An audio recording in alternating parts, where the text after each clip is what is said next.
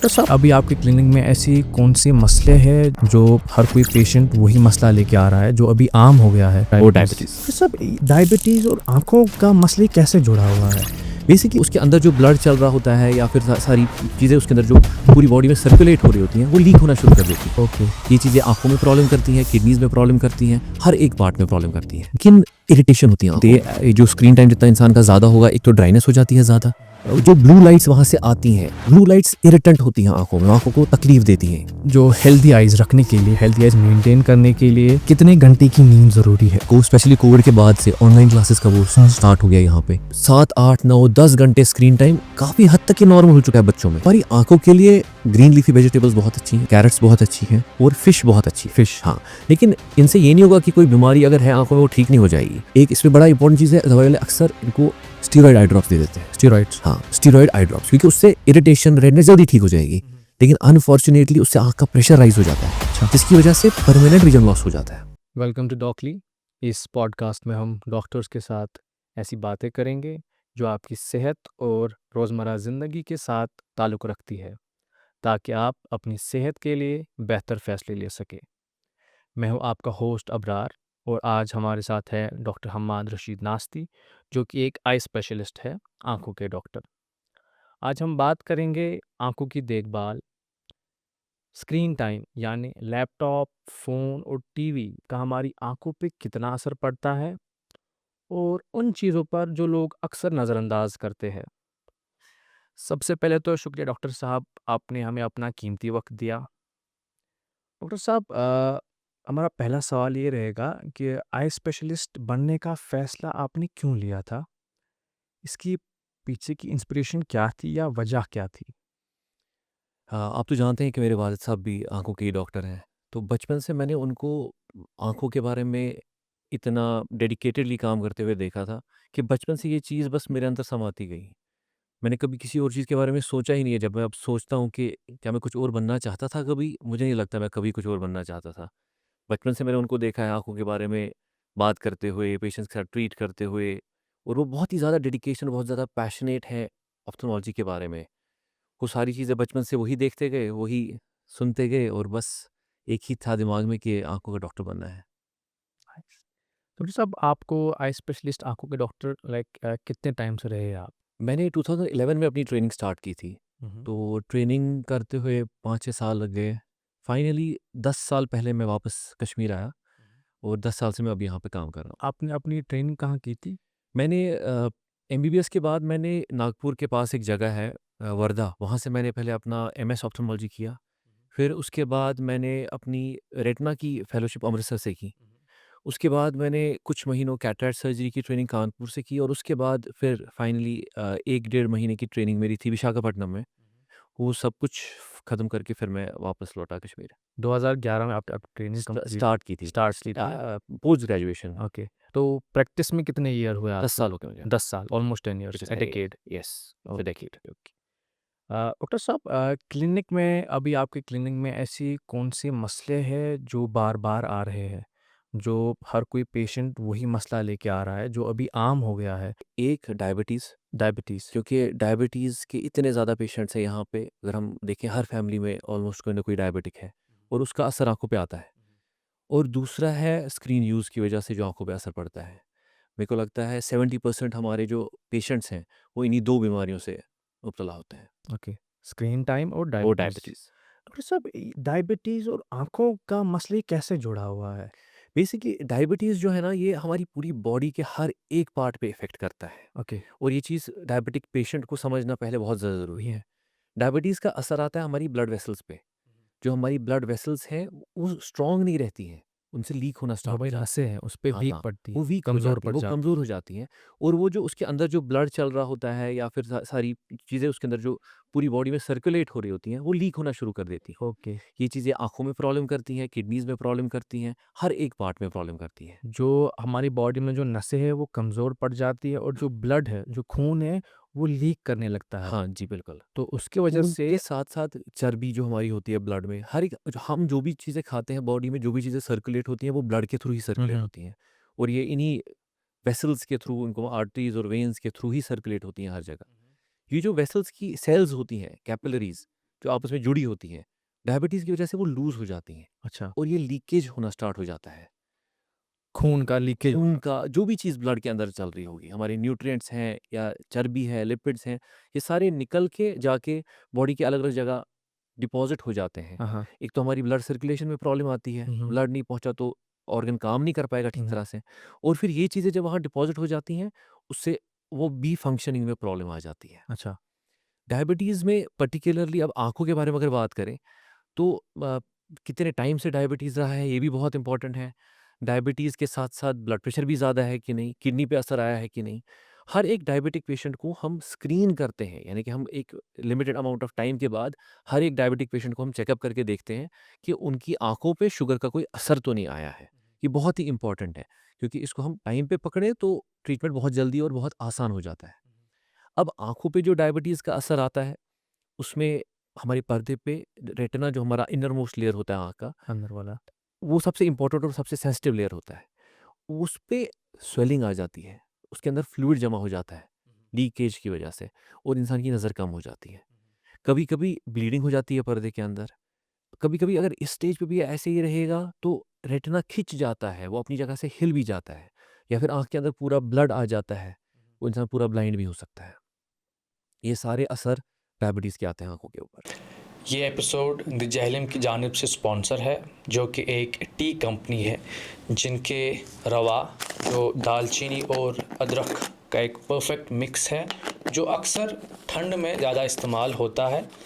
दूसरा है अज़ा, जो कि एक प्रीमियम हाई क्वालिटी चाय है। अगर आप चाय के शौकीन हैं तो ज़रूर ट्राई करें।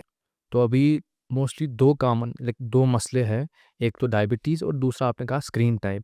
स्क्रीन टाइम का डॉक्टर साहब अभी बहुत सारे ऑप्थेल्मोलॉजिस्ट जो आई स्पेशलिस्ट डॉक्टर्स हैं, वो अपने पेशेंट्स को रिकमेंड करते हैं कि ब्लू कट लेंसेज़ या अपने चश्मे पे ब्लू कट ग्लासेस लगाइए। क्या वो ब्लू कट लेंस या ब्लू कट ग्लासेस वाक़ई हेल्प करते हैं और कितना? ये समझने के लिए पहले हमें देखना है कि जो स्क्रीन टाइम हमारा होता है ना, उससे प्रॉब्लम क्या होती है। हुँ, हुँ।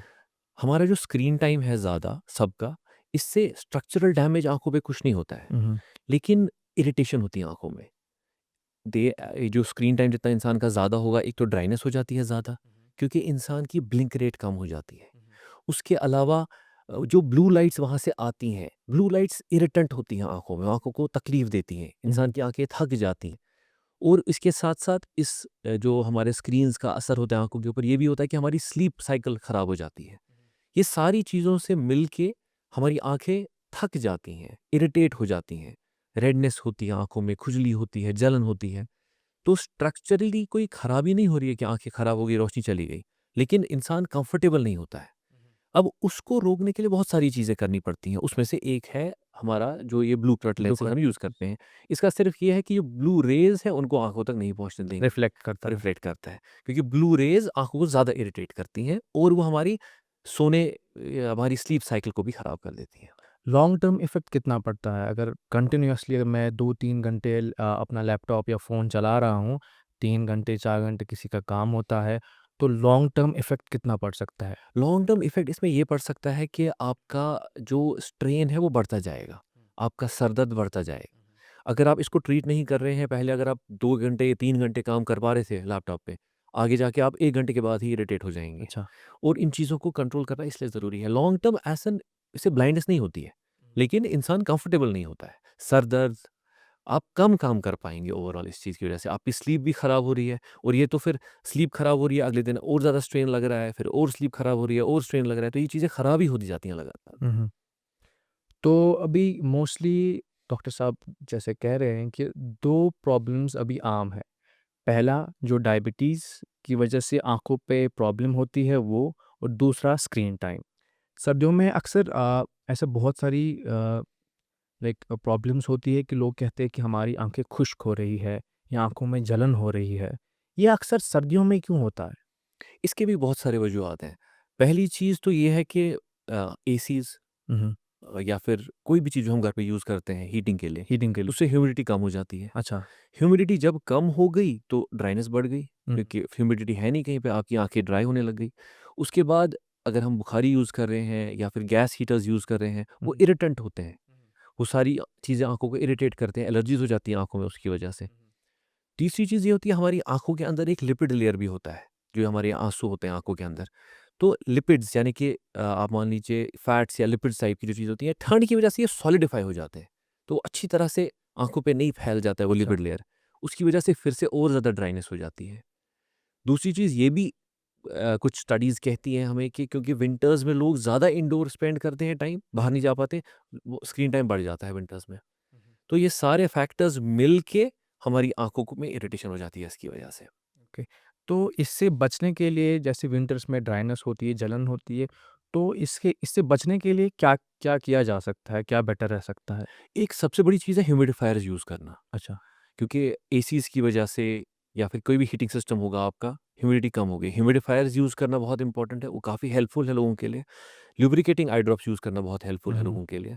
और अगर किसी को बहुत ज़्यादा प्रॉब्लम हो रही है, वो शाम को हॉट फोमेंटेशन गर्म पानी से टकोर कर सकते हैं आँखों को, गरम पानी से। गर्म पानी से, ताकि उससे जो ये लिपिड लेयर है हमारी आँखों का जो ज़रूरी होता है, वो सॉलिडिफ़ाई हो जाता है। अच्छा, वो थोड़ा-सा नरम हो जाएगा, नरम वो हो फैल जाएगा आँखों के ऊपर। ये कुछ चीज़ें। और अगर किसी को इरिटेशन हो रही है गैसेज़ से या वेंटिलेशन होनी चाहिए रूम में थोड़ी-सी उस चीज़ के लिए, ये चीज़ें इस्तेमाल कर सकते हैं लोग। विंटर्स में मोस्टली जैसे डॉक्टर साहब ने कहा कि ड्राइनेस होती है, उससे बचने के लिए या तो आप शाम को गर्म पानी के टकोरे कर सकते हैं, जो हमारी लिपिड लेयर है वो विंटर में सख्त हो चुकी होती है, उसको थोड़ा बहुत नरम करने के लिए ताकि वो आँखों पे फैले, उससे ड्राइनेस कम होती है। दूसरी बात अपने रूम में या अपने कमरे में थोड़ी-सी वेंटिलेशन रखें, क्योंकि अगर मोस्टली विंटर्स में हम लोग हीटर इस्तेमाल करते हैं, मॉइस्चर ह्यूमिडिफ़ाई रहता है, एनवायरनमेंट रहता है, कमरा पूरा वो उसमें मॉइस्चर कम रहता है, थोड़ी-सी खिड़कियाँ कभी खुली रखें, थोड़ा मॉइस्चर आने दें, ठीक है?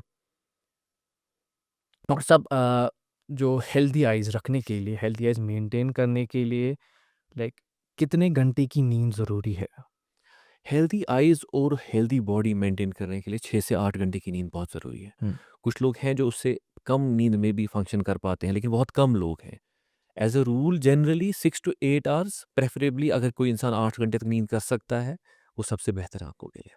मिनिमम 6 से 8 घंटे। 6 से 8 घंटे। ऐसा कभी होता है कि कभी कोई काम की वजह से 12-1 बजे तक काम करता है, फिर 1 से या 6 बजे तक वो कभी स्लीप अच्छी आती है, कभी नहीं आती है, फिर वो दोपहर को 2-3 घंटे कर सकता है।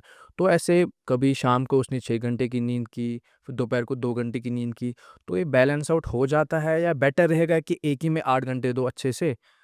बेटर क्या रहेगा? बेटर तो यही रहता है कि अगर इंसान लगातार 8 घंटे देगा, लेकिन काफ़ी सारी स्टडीज़ ये भी कहते हैं कि ह्यूमन बॉडी बनी हुई है 4 आवर्स के 2 यूनिट ऑफ स्लीप्स के लिए। हुँ, हुँ। तो अगर इंसान 6 घंटे रात को कर रहा है, दिन को भी उसको 1 घंटा मिल रहा है, उसको कोई प्रॉब्लम नहीं होनी चाहिए, उसमें भी कोई प्रॉब्लम नहीं है। लेकिन मोस्टली लाइफ़स्टाइल के हिसाब से जो दिन भर काम करते हैं लोग, वो दिन में नहीं सो पाते हैं।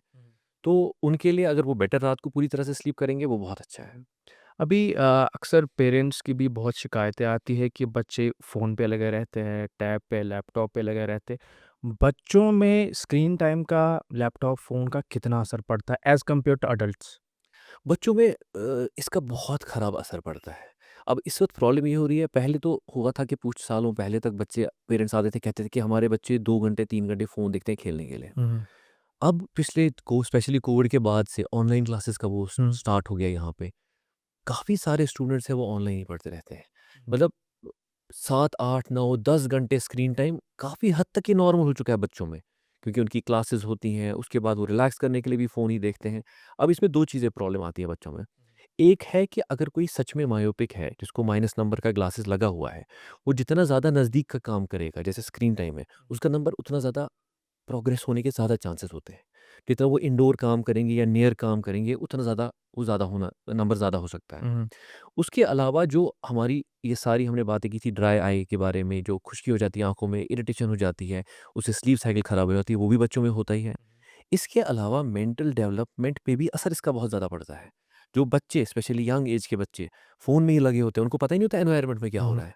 कोई सामने चल रहा है क्या, उनको अवेयरनेस ही नहीं होती है। उसके बाद जब वो बाहर दुनिया में जाते हैं, उनको तो बाकी लोगों से बात करने में भी दिक्कत करेक्ट। होती है। वो इंट्रोवर्ट बन जाते हैं, क्योंकि उनका वो इंटरेक्शन ही नहीं रहता है एनवायरनमेंट के साथ।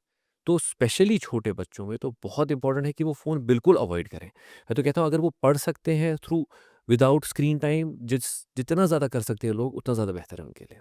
बेटर अगर कभी-कभार पेरेंट्स बोलते हैं कि हाँ, खाना खाने के टाइम पे दे सकते हैं कि बच्चा खाना नहीं खाता विदाउट फ़ोन या विदाउट टैब के बगैर, लैपटॉप के बगैर।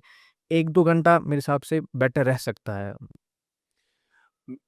आई वुड डिफ़र वहाँ पे, क्योंकि मेरे खुद 2 बच्चे हैं छोटे-छोटे। मुझे पता है ये बहुत बड़ी प्रॉब्लम होती है, ये आसान नहीं है, बहुत मुश्किल है और अक्सर लोग ये करते हैं।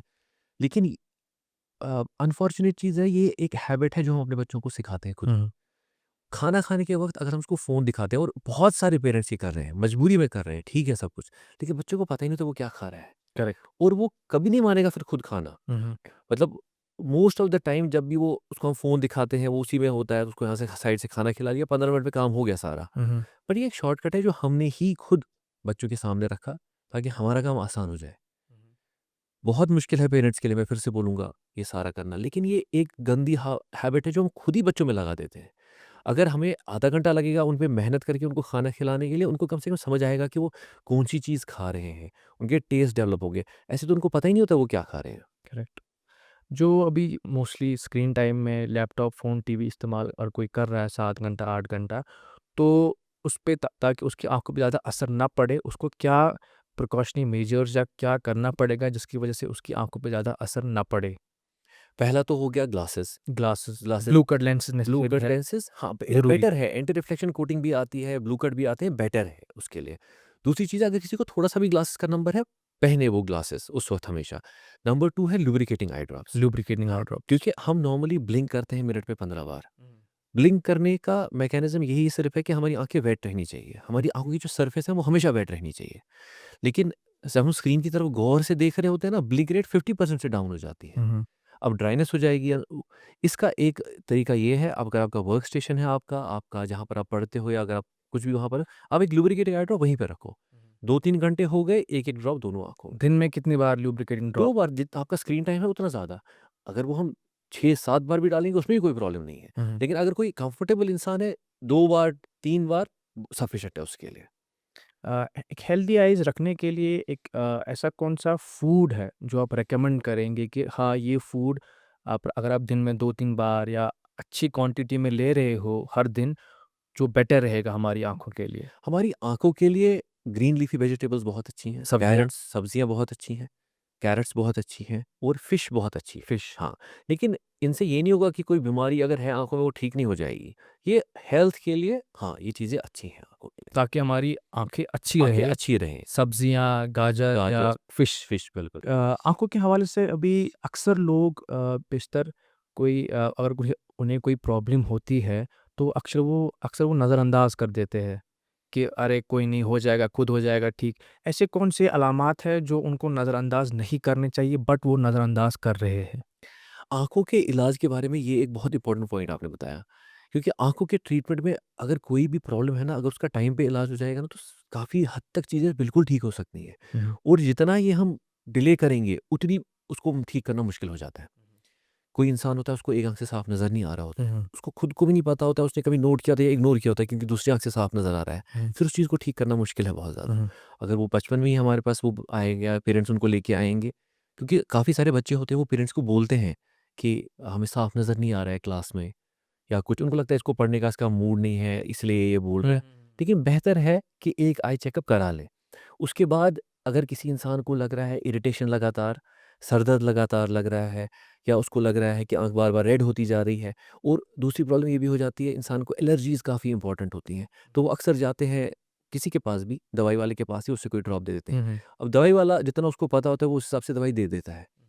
एक इसमें बड़ा इंपॉर्टेंट चीज़ है, दवाई वाले अक्सर इनको स्टेरॉइड आई ड्रॉप्स दे देते हैं। स्टेरॉइड्स। हाँ, स्टेरॉइड आई ड्रॉप्स, क्योंकि उससे इरिटेशन, रेडनेस जल्दी ठीक हो जाएगी। लेकिन अनफॉर्च्यूनेटली उससे आँख का प्रेशर राइज़ हो जाता है, अच्छा। जिसकी वजह से परमानेंट विज़न लॉस हो जाता है।